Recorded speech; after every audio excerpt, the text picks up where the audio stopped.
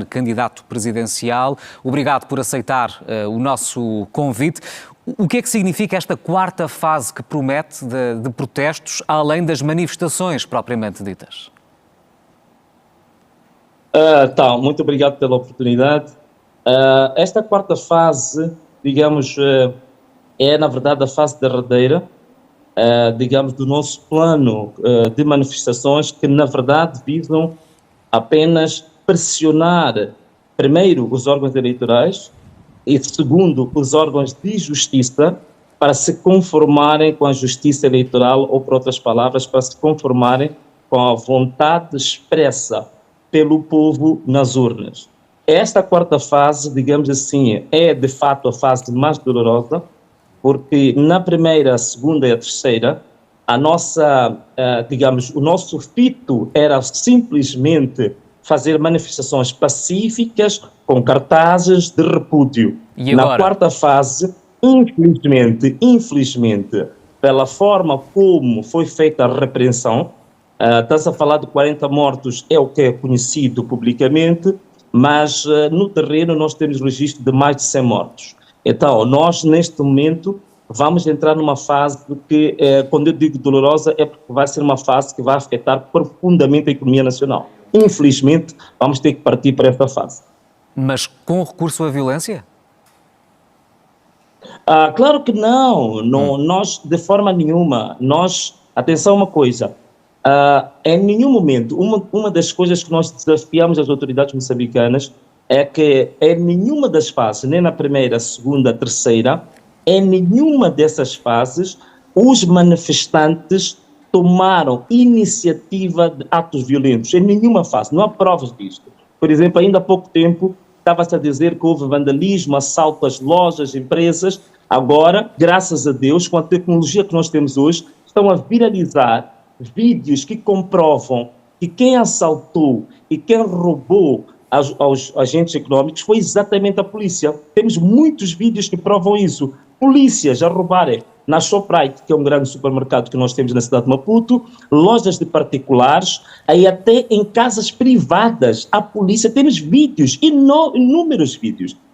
E nós não temos evidências de alguma situação em que os manifestantes tivessem tido iniciativa ou de atacar a polícia, ou de atacar e destruir bens públicos ou privados. Isso não existe provas disto. O que existe é que em algum momento houve uma espécie de manifestação de um direito de legítima defesa dos manifestantes quando a polícia usou força desproporcional. Olha, se me permitires, eu vou dar um exemplo muito simples. Há uma imagem que está a ocorrer no mundo hoje em que manifestantes, numa das avenidas muito conhecidas em Moçambique, os manifestantes, para demonstrar que estavam a fazer uma manifestação puramente pacífica, ficaram todos de joelhos. Eram mais ou menos 50 jovens, ficaram de joelhos para provar que não queriam oferecer nenhuma espécie de resistência física. Mas mesmo de joelhos, que é uma posição que demonstra passividade e resignação, mesmo assim a polícia fez disparos diretos para jovens que estavam de joelhos clamando para que pura e simplesmente os deixasse levantar cartazes e cantar as canções. Portanto, existem essas imagens de uma violência tremenda destas.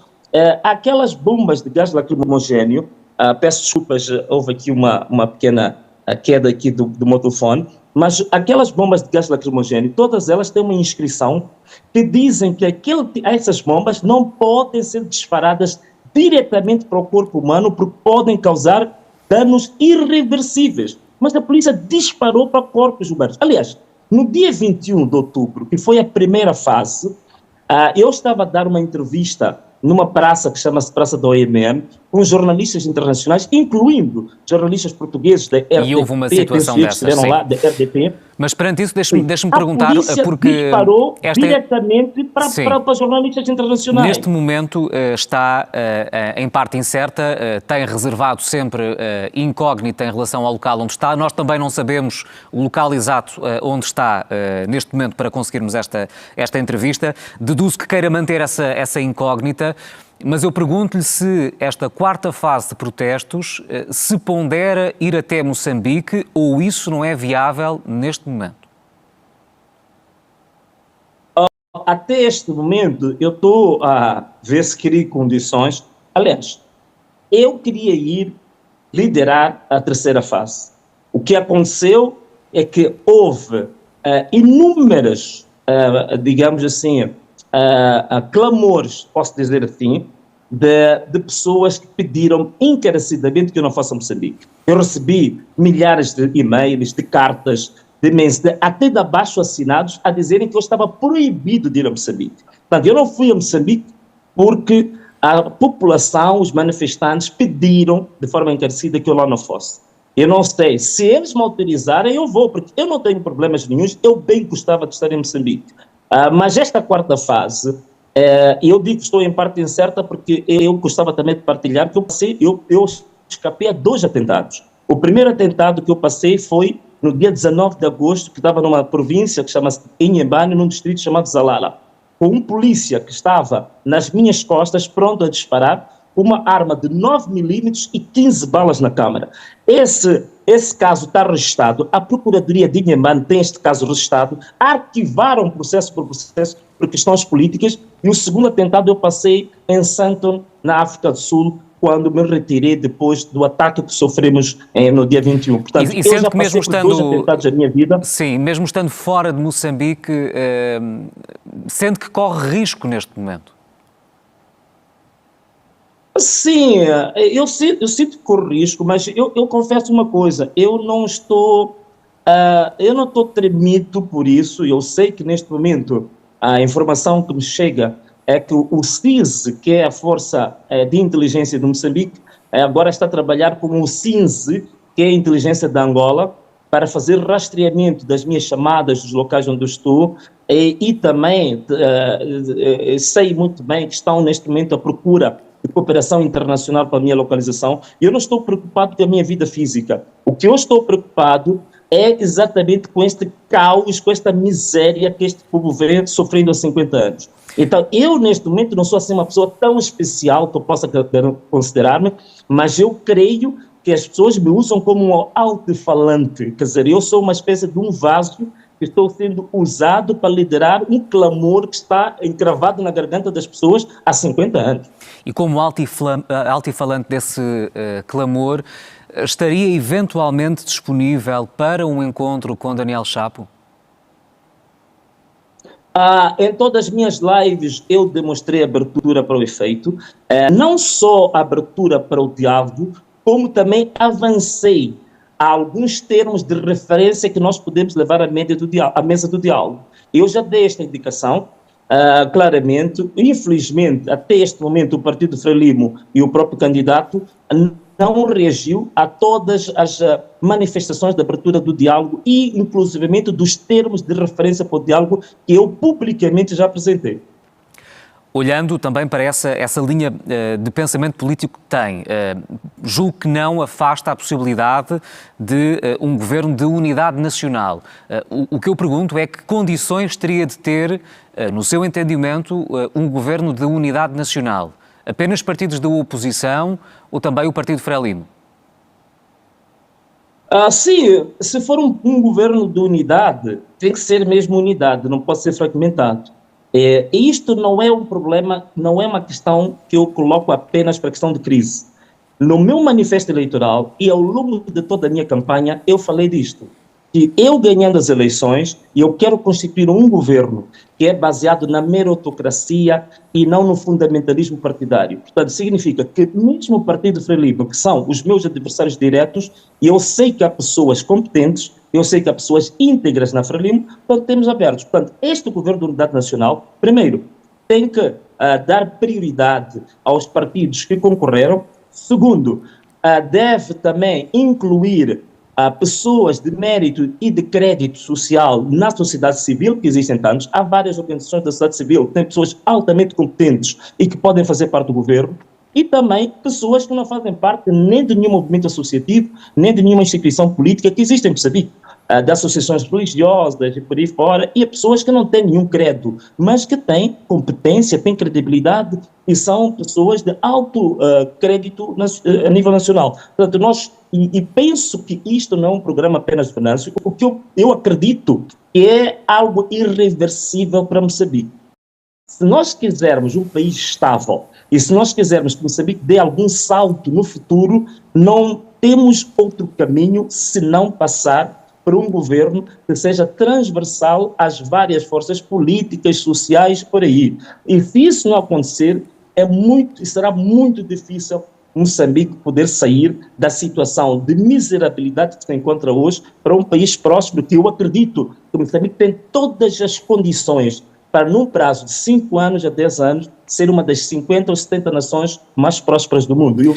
Mas neste momento, nos últimos 10 anos, permita-me apenas enquadrar este facto, a pobreza em Moçambique aumentou 87%, afeta mais de metade da população. Há ainda o caso da dívida oculta, portanto, quase 3 mil milhões de dólares, sensivelmente, de dívida pública que foi autorizada, que foi de alguma forma escondida e que foi já, enfim, a origem de um processo judicial a envolver as cúpulas políticas. Acredita que acrescentando a este contexto as tais medidas dolorosas desta quarta fase de manifestações, que podem ter efeito económico, pode estar em risco uma guerra civil em Moçambique? Eu, cá por mim, por aquilo que é, digamos assim, o que nós acreditamos e o modelo de sociedade que nós queremos, está muito longe de nós fazer qualquer tipo de movimento armado ou qualquer intervenção sob o ponto de vista armado. Isto está fora de questão. É por isso que, olha, acredita, nós tivemos cerca de 1 milhão e 500 mil pessoas foram manifestar-se na cidade de Maputo e creia que não houve uma única pessoa que tinha nem uma bomba de origem caseira, nem uma arma, digamos assim, não convencional, porque a nossa, digamos, orientação sempre foi, nós somos um movimento civil, e nós queremos alcançar o poder e influenciar com base nas nossas ideias num projeto de sociedade alternativo.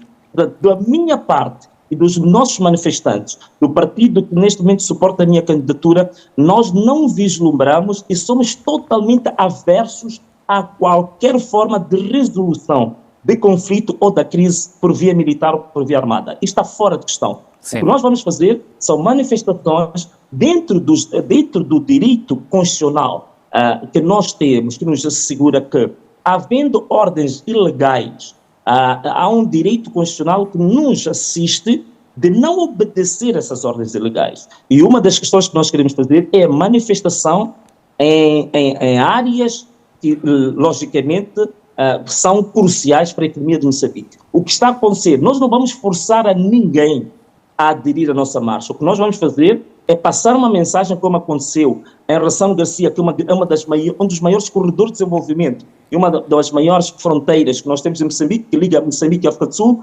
Os camionistas sul-africanos e moçambicanos, por crerem na nossa mensagem, decidiram por si sós abandonar os caminhões num trajeto de quase 20 quilómetros. Portanto, nós não forçamos a ninguém. Venâncio Mondlane, foi passar uma mensagem e essa mensagem foi aderida pelas pessoas. Uma última questão, antes de fecharmos. O que é que espera, enquanto mensagem política e posição, de países amigos de Moçambique, como Portugal? O que é que espera do governo português? Olha, eu creio que neste momento deveria haver um posicionamento claro em relação às eleições de Moçambique. Não só o problema eleitoral em si, mas sobretudo a violação grave de direitos humanos que estão a ser cometidos em Moçambique.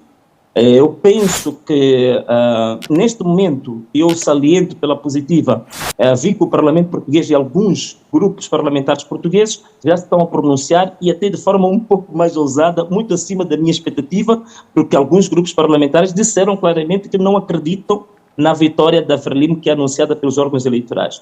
Eu creio que o governo português, pelo respeito à soberania, não pode chegar a tanto, mas pelo menos pode pronunciar-se exigindo o respeito pelos direitos humanos de uma forma um pouco vigorosa. E penso que, neste momento, Portugal, pela relação histórica, linguística, cultural que tem com Moçambique, deveria ser também para nós os alto-falantes e porta-vozes de Moçambique para o espaço europeu. Portanto, isso era a minha expectativa, que não só o governo português se pronunciasse, mas também que passasse essa mensagem, por exemplo, para o Parlamento Europeu, para a Comissão Europeia. Eu penso que sim, eu estaria muito grato se Portugal o fizesse, não de forma pura e simples, simplesmente favorável ao movimento contestatário, mas no sentido de proteção das vidas e dos direitos humanos fundamentais que estão a ser violados em Moçambique.